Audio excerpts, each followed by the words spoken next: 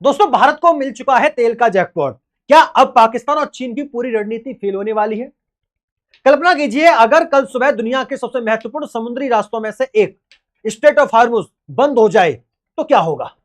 तेल की कीमतें आसमान छूने लगेंगी, पूरी दुनिया में ऊर्जा संकट पैदा हो जाएगा, कई देशों की अर्थव्यवस्था हिल जाएगी। लेकिन इसी बीच भारत ने ऐसा मास्टर स्ट्रोक खेल दिया है जिसने न सिर्फ भारत की ऊर्जा सुरक्षा को मजबूत किया है, बल्कि चीन और पाकिस्तान की कई साल पुरानी रणनीति को भी चुनौती दे दी है। भारत को ओमान से ऐसा जैकपॉट मिला है दोस्तों, अब घबराने की जरूरत नहीं, तेल संकट खत्म होने वाला है, जो आने वाले वर्षों में भारत की तेल, गैस और व्यापारिक सुरक्षा को पूरी तरह बदल सकता है। और सबसे बड़ी बात, जिस समय पूरी दुनिया हार्मुज संकट की चिंता कर रही थी, उसी समय भारत ने ओमान के साथ ऐसी डील फाइनल कर ली जो भारत को एक वैकल्पिक समुद्री रास्ता देने वाली है। यानी अगर भविष्य में हार्मुज में कोई संकट फिर से आता है तो भारत के पास पहले से तैयार बैकअप प्लान मौजूद रहेगा। आइए इस बैकअप प्लान को विस्तार से समझते हैं। साथियों, सबसे पहले इस लोकेशन को समझिए। आप सभी को पता ही है, यहां भारत है, इसके पश्चिम में अरब सागर यानी कि अरेबियन सी है, और अरब सागर के दूसरी तरफ ओमान स्थित है। इसी क्षेत्र में दुनिया का सबसे महत्वपूर्ण समुद्री मार्ग यानी स्ट्रेट ऑफ हार्मुज भी मौजूद है। आप सभी को प्रॉपर्ली नजर आ रहा होगा। दुनिया के तेल व्यापार का बहुत बड़ा हिस्सा इसी रास्ते से गुजरता है। यही कारण है दोस्तों कि जब भी इस क्षेत्र में तनाव बढ़ता है, पूरी दुनिया की चिंता बढ़ जाती है। लेकिन इसी बीच भारत और ओमान के बीच हुई एक बड़ी डील अब चर्चा का विषय बन चुकी है। आपको याद होगा कि हाल ही में प्रधानमंत्री नरेंद्र मोदी कई देशों की यात्रा पर गए थे, और अच्छी तरीके से याद होगा, मेलोडी मेलोडी बहुत खेला गया था, बहुत ज्यादा ट्रोल हुआ था, मेलोडी मेलोडी मेलोनी।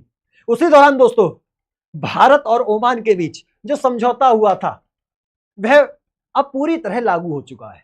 खबर के अनुसार भारत और ओमान के बीच हुई ट्रेड डील अब प्रभावी हो चुकी है। इसका मतलब है कि अब दोनों देशों के बीच व्यापार, निवेश और आर्थिक सहयोग एक नए स्तर पर पहुंचने वाला है। और इसी समझौते का नाम है कंप्रेहेंसिव इकोनॉमिक पार्टनरशिप एग्रीमेंट यानी कि सीईपीए। अब यहां एक दिलचस्प बात समझिए दोस्तों, अक्सर जब सीईपीए या फ्री ट्रेड एग्रीमेंट की बात होती है तो लोग इसे केवल व्यापारिक समझौता मानते हैं। लेकिन भारत और ओमान के बीच हुआ यह समझौता सिर्फ व्यापार तक सीमित नहीं है। इसका संबंध ऊर्जा सुरक्षा, समुद्री सुरक्षा, रणनीतिक सहयोग और भू राजनीति यानी जियोपॉलिटिक्स से भी है। यही कारण है कि इस समझौते को भारत के लिए बेहद महत्वपूर्ण माना जाता है। भारत और ओमान ने आधिकारिक रूप से व्यापक आर्थिक साझेदारी समझौते यानी सीईपीए को लागू कर दिया है। इस समझौते से द्विपक्षीय व्यापार बढ़ेगा, निवेश बढ़ेगा, रोजगार सृजन होगा, आर्थिक एकीकरण मजबूत होगा, रणनीतिक सहयोग और मजबूत होगा। यह समझौता दोस्तों 1 जून 2026 से लागू हो चुका है, और अब इसे औपचारिक रूप से लागू कर दिया भी गया है। इस समझौते पर 18 दिसंबर 2025 को ओमान की राजधानी मस्कट में हस्ताक्षर किए गए थे। उस दौरान भारत के प्रधानमंत्री मोदी मौजूद थे। वही ओमान के सुल्तान हैतम बिन तारिक अल सैयद भी इस महत्वपूर्ण अवसर पर उपस्थित रहे। यानी यह कोई साधारण व्यापारिक समझौता नहीं था दोस्तों, यह दोनों देशों के उच्चतम नेतृत्व स्तर पर किया गया रणनीतिक समझौता था।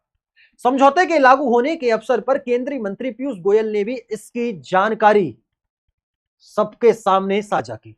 साथ ही भारत में ओमान के राजदूत ईसा स्लेह अल साहिवानी की उपस्थिति में मुंबई, कोलकाता और चेन्नई से कृषि उत्पादों तथा रत्न एवं आभूषणों की पहली खेपों को रवाना भी कर दिया गया है।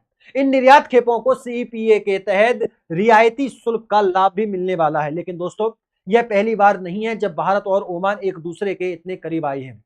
असली कहानी तो हजारों साल पुरानी है, और जब आप वह इतिहास सुनेंगे तो आपको समझ आ जाएगा कि भारत और ओमान के रिश्ते केवल आज के नहीं बल्कि सभ्यता काल से चले आ रहे हैं।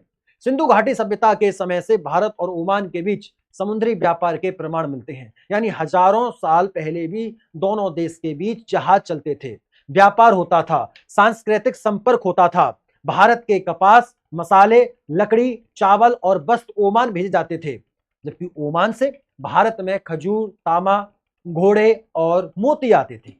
यानी जो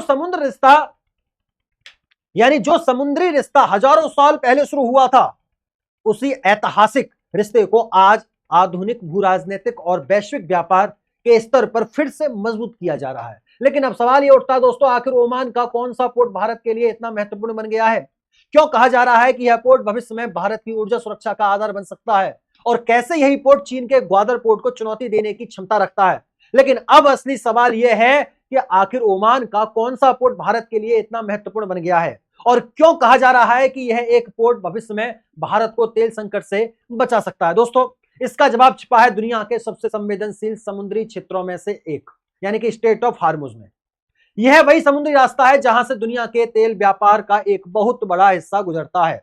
अगर कभी यहां युद्ध हुआ, तनाव बढ़ा या सैन्य टकराव होता है तो सबसे पहले तेल की कीमतें उछलती हैं और ऊर्जा आयात करने वाले देशों की चिंता बढ़ जाती है। भारत भी लंबे समय से इस जोखिम को समझता रहा है, इसलिए भारत लगातार ऐसे विकल्प खोज रहा था जिससे भविष्य में अगर हार्मुज में कोई संकट पैदा हो भी जाता है तो देश का ऊर्जा आपूर्ति प्रभावित ना हो, और यहीं पर ओमान की एंट्री होती है। दोस्तों साथियों, अब एक रिपोर्ट में बताया गया है कि भारत ओमान सीईपीए सिर्फ एक व्यापारिक समझौता नहीं है, बल्कि यह भारत की ऊर्जा सुरक्षा को मजबूत करने वाला एक बड़ा कदम है। खासकर इसलिए क्योंकि ओमान भारत को तेल, एलपीजी और उर्वरक जैसी बेहद महत्वपूर्ण चीजें उपलब्ध कराता है। देखिए, भारत द्वारा ओमान से आयात किए जाने वाले प्रमुख उत्पादक में शामिल है कच्चा तेल यानी क्रूड ऑयल, एलपीजी और फर्टिलाइजर, और सबसे महत्वपूर्ण बात, भारत के कुल ओमान आयात में इन तीनों वस्तुओं की संयुक्त हिस्सेदारी लगभग 38% है। यानी अगर भारत और ओमान के बीच सप्लाई चेन और मजबूत होती है तो भारत की ऊर्जा सुरक्षा पहले से कहीं ज्यादा मजबूत हो सकती है। दोस्तों, अब जरा व्यापार के आंकड़े भी देख लेते हैं। वर्तमान समय में भारत और ओमान के बीच कुल व्यापार लगभग 1,84,920 करोड़ बताया गया है, जिसमें भारत से निर्यात लगभग 39,700 करोड़ बताया गया है, ओमान से निर्यात लगभग 40,600 करोड़ बताया गया है। और भारत ओमान को क्या बेचता है? अगर भारतीय निर्यात की बात करें तो उसमें शामिल है चावल, मशीनरी, जहाज, एयरक्राफ्ट, एल्यूमिनियम उत्पाद, खाद्य सामग्री, फल, सब्जियां, कॉफी, मांस उत्पादन।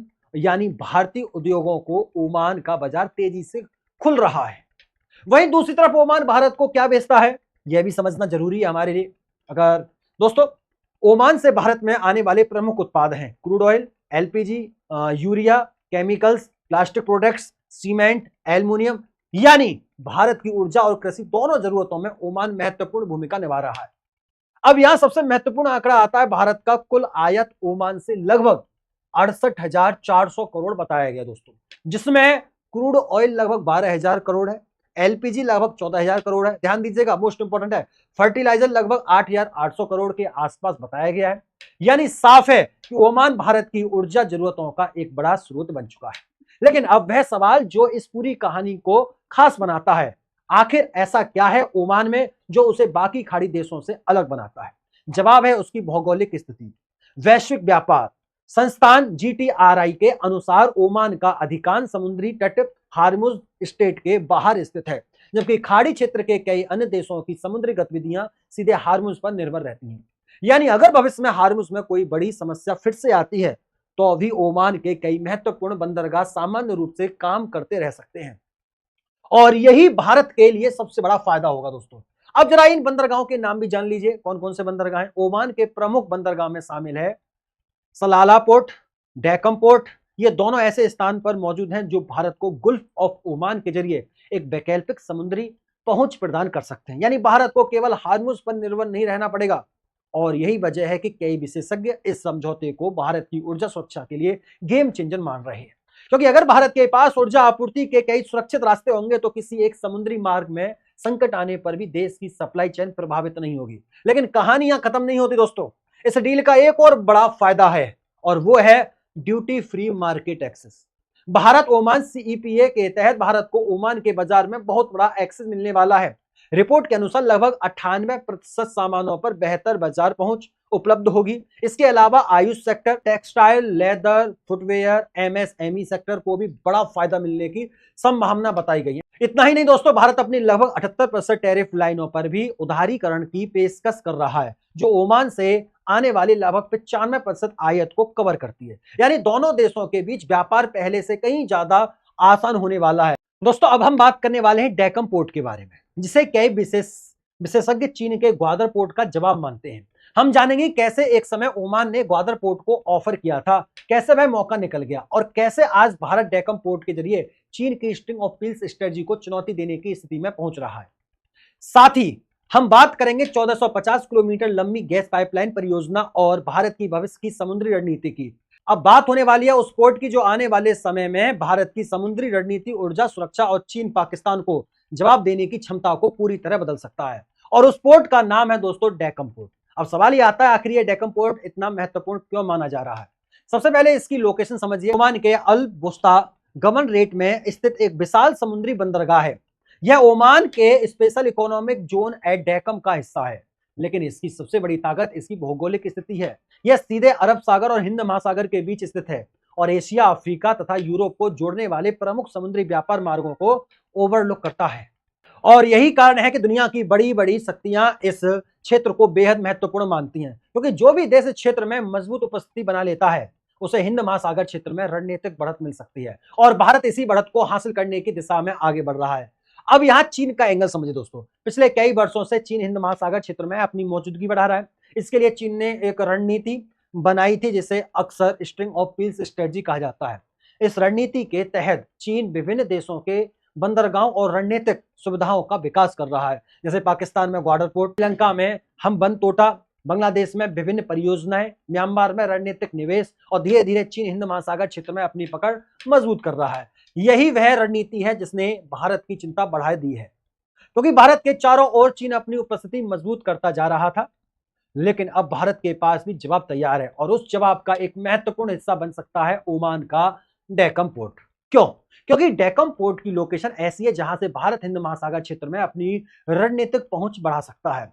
विशेषज्ञ मानते हैं कि यह स्थान भारत को चीन की बढ़ती समुद्री गतिविधियों पर नजर रखने और अपनी उपस्थिति मजबूत करने का अवसर देता है। लेकिन यहाँ एक और दिलचस्प कहानी है दोस्तों, जिसके बारे में बहुत कम लोग जानते हैं। कहा जाता है कि एक समय ऐसा भी था जब ओमान ने ग्वादर पोर्ट भारत को देने की पेशकश की थी, लेकिन उस समय भारत की सरकार ने उसमें रुचि नहीं दिखाई। बाद में वही ग्वादर पोर्ट पाकिस्तान के नियंत्रण में चला गया और आज वही ग्वादर पोर्ट चीन पाकिस्तान आर्थिक गलियारा यानी सीपीईसी का महत्वपूर्ण हिस्सा बन चुका है। यानी इतिहास में जो मौका भारत से छूट गया था, आज भारत उसी क्षेत्र में एक नए विकल्प के साथ आगे बढ़ रहा है और यही कारण है कि डेकन पोर्ट को लेकर इतनी चर्चाएं हो रही हैं। लेकिन दोस्तों, यह केवल पोर्ट तक सीमित नहीं है, क्योंकि भारत और ओमान के बीच सहयोग का एक और बेहद महत्वपूर्ण आयाम भी मौजूद है और वह है Oman India gas pipeline project. Report के अनुसार लगभग 1450 किलोमीटर लंबी गैस पाइपलाइन परियोजना की परिकल्पना की गई थी। इसी परियोजना का उद्देश्य ओमान से भारत तक प्रतिदिन लगभग 56 मिलियन क्यूबिक मीटर गैस पहुंचाना था। जरा सोचिए, अगर भविष्य में इस तरह की परियोजनाएं सफल होती हैं तो भारत की ऊर्जा सुरक्षा कितनी मजबूत हो सकती है, क्योंकि तब भारत केवल समुद्री जहाजों पर ही निर्भर नहीं रहेगा, बल्कि उसके पास ऊर्जा प्राप्त करने के अतिरिक्त विकल्प भी होंगे। और यही वजह है कि कई विशेषज्ञ इस पूरे समझौते को केवल व्यापारिक समझौता नहीं मानते, बल्कि इसे भारत की दीर्घकालिक रणनीति योजना का हिस्सा मानते हैं। अब एक बार पूरे चित्र को जोड़कर देखिए दोस्तों, भारत को क्या मिला? CEPA agreement, duty free market access, export growth, MSME opportunities, pharma sector benefits, textile sector benefits, energy security, oil supply stability, LPG supply support, fertilizer access और alternative maritime route, strategic presence near की shipping lanes, यानी कि China की string of pearls strategy का counter, Pakistan Gwadar equation का जवाब, भविष्य की गैस कनेक्टिविटी की संभावना। यानी एक ही समझौते ने भारत को आर्थिक, रणनीतिक, ऊर्जा और समुद्री चारों मोर्चे पर मजबूत देने का प्रयास किया है। और शायद यही कारण है कि आज इस समझौते को केवल एक ट्रेड डील नहीं, बल्कि भारत के लिए एक बड़े भू राजनीतिक मास्टर स्ट्रोक के रूप में देखा जा रहा है। और अब आने वाले वर्षों में यह देखना दिलचस्प होगा कि भारत इस अवसर पर कितना लाभ उठा पाता है। क्या डेकन पोर्ट वास्तव में भारत के लिए गेम चेंजर साबित होगा? क्या भारत हार्मुज पर अपनी निर्भरता और कम कर पाएगा? क्या चीन की स्ट्रिंग ऑफ पील्स स्ट्रेटजी को इससे वास्तविक चुनौती मिलेगी? और क्या ओमान आने वाले समय में भारत का सबसे महत्वपूर्ण रणनीतिक साझेदार बन सकता है? इन सवालों के जवाब भविष्य देगा और कमेंट बॉक्स में आप देंगे। लेकिन इतना जरूर है कि भारत और ओमान के बीच हुआ यह समझौता आने वाले वर्षों में हिंद महासागर क्षेत्र की भू राजनीति को प्रभावित करने की क्षमता रखता है। अगर आपको यह जानकारी पसंद आई हो दोस्तों तो वीडियो को लाइक कर देना, दोस्तों में शेयर कर देना, चैनल को सब्सक्राइब जरूर कर दीजिएगा और कमेंट करके अपनी राय हमें जरूर बताइएगा। फिर मुलाकात होती है ऐसी शानदार दिलचस्प बेहतरीन डील के साथ। तब तक के लिए नमस्कार, राधे राधे, राम राम, जय श्री राम, जय हिंद, जय भारत, वंदे मातरम।